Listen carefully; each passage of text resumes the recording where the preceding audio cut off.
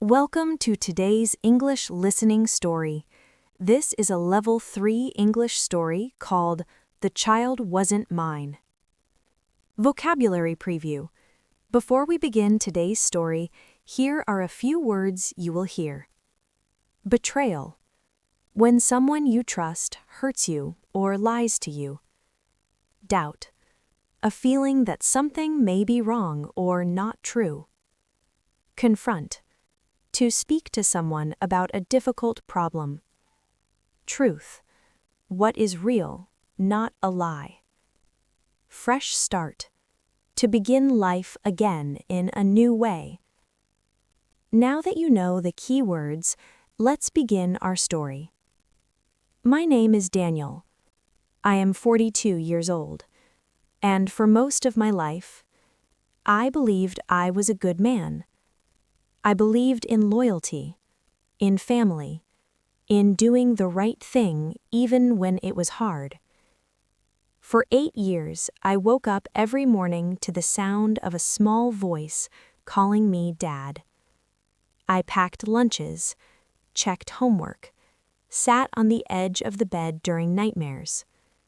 I was there for his first steps, his first broken tooth, his first day of school. And every time he reached for my hand, I held it tighter, because that is what fathers do. His name was Lucas. He had my smile, at least that's what people said. He laughed loudly. He cried easily. And when he was scared, he climbed straight into my arms. I never questioned it. Why would I? I was married to Emily. We met young, loved fast, and promised forever before we fully understood what forever meant. Life wasn't perfect. We argued about money, about time, about the small things that slowly grow into big silences. But I believed we were solid, unbreakable. Emily smiled often, but sometimes her smile didn't reach her eyes. I noticed it late at night, when she thought I was asleep. She would stare at the ceiling, quiet, restless. I told myself it was stress, motherhood, life, because believing that was easier than asking questions. Every Sunday we sat together at the small kitchen table, Lucas between us, crumbs everywhere. He would look at me and say, "Dad, watch this." And I always watched, always clapped, always smiled, because in that moment, I was happy. I didn't know then that happiness built on lies is fragile. I didn't know that one day someone would look me in the eyes and say words that would tear my life apart. Words that would change how I saw my marriage, my past, and the child who called me Dad. But at that time, I still believed. And sometimes, belief is the most dangerous thing of all. It started with something small, so small I almost ignored it. Lucas was sitting at the table, drawing. His tongue stuck out, the way children do when they focus. Emily leaned over his shoulder and smiled. "You draw just like your father," she said. I laughed softly. Pride warmed my chest. But then, Lucas looked up. "No," he said. "Not like you, Dad." I froze. Emily's hand stopped mid-air, just for a second, but I saw it. "What do you mean?" I asked gently. Lucas shrugged. "I mean, my eyes are different, and my hair." Children say strange things, innocent things. I told myself it meant nothing. but something inside me shifted, a quiet click. That night, I stood in the bathroom mirror. I studied my face, my dark hair, my brown eyes. Then I looked at Lucas's photo on my phone. Light hair, gray-blue eyes. Genetics, I thought. He takes after Emily. Still, the doubt stayed. A few days later, I found an old box in the closet. Emily's handwriting covered the lid. Inside were letters, photos, memories from before me. One picture caught my breath. Emily stood beside a man I didn't know. They were close, too close. Her smile in that photo was brighter than the one she wore now. I told myself it was the past. Everyone has one. But that night, when Emily came to bed, she turned her back to me. I reached out. She moved away. "Are you okay?" I asked. "Yes," she said quickly. Too quickly. Her voice trembled. The distance between us felt wider than the bed. Days passed, then weeks. Small things began to pile up. Missed eye contact, long pauses before answers, and silence. So much silence. One afternoon, Lucas brought home a school form. It said, "Family History." Emily read it. Her face drained of color. "I'll handle this," she said quickly. I watched her fold the paper with shaking hands. That night, I didn't sleep. I stared at the ceiling, counting every breath. Because deep down, I already knew.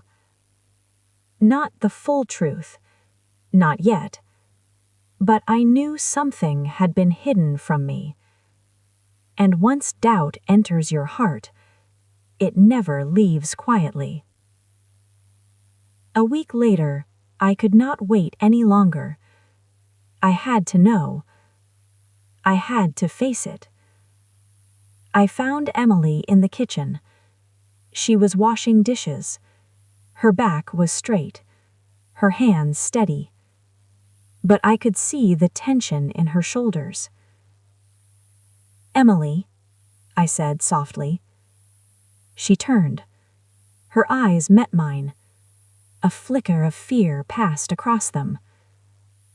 "Daniel, what is it?" she asked. I took a deep breath. The words felt heavy in my mouth. "Lucas, he's not my child, is he?" I said it slowly, every word hitting like a hammer. Emily froze. Her fingers gripped the edge of the sink. Her face turned pale. "I didn't want you to find out like this," she whispered. Her voice shook. I stepped closer. "Tell me the truth," I said, my voice low, steady. "No more lies. No more hiding." Emily swallowed hard. She looked away. Then she took a deep breath, and finally she spoke. "He isn't yours, Daniel," she said quietly. "I found out when he was a baby. I wanted to tell you, but I was scared of losing you. I thought I could handle it alone." I felt my heart squeeze. Everything I had believed, everything I had built, was crumbling before me. I sank into the chair. My hands trembled. Lucas's laughter echoed in my mind. All those years of love, and it wasn't mine. Emily stepped closer. "I'm so sorry," she said. But I could not answer. Not yet. The kitchen was silent, except for the faint ticking of the clock. I wanted to scream. I wanted to run. I wanted to hold Lucas and never let go. But I knew. The person I had trusted most had broken me. That night, I stayed awake, watching Lucas sleep in his crib. I traced his small hands with my fingers, the warmth of him in my arms, and the truth, it tore me apart. I had to make a choice, stay with the lie, or walk away and find myself again. For the first time in years, I realized love could hurt more than anything, and betrayal could destroy even the strongest hearts. The next morning, the house felt heavy. Every corner whispered lies. I walked into the living room. Emily sat on the couch, waiting. Her hands were folded tightly in her lap. Her eyes searched mine. "Daniel," she began softly, but I held up my hand. "Don't," I said. "Not yet. I need to think." I sat in the chair across from her. I stared at the floor. Memories of Lucas's laughter and small hands filled my mind. I felt anger, sadness, betrayal. Emily's voice shook. "I never wanted to hurt you. I thought I was protecting you," she said. I shook my head. "Protecting me?" I repeated quietly. "You lied for years. You let me believe I was a father, and I loved him like he was mine." Tears ran down my face. I clenched my hands. I didn't want to yell. I didn't want to cry. I sat quietly for a long moment. Then I asked the question that had been burning inside me. "Emily, who is Lucas's father, and where is he now?" Emily's shoulders shook. She wiped her tears and whispered, "I don't know exactly where he is.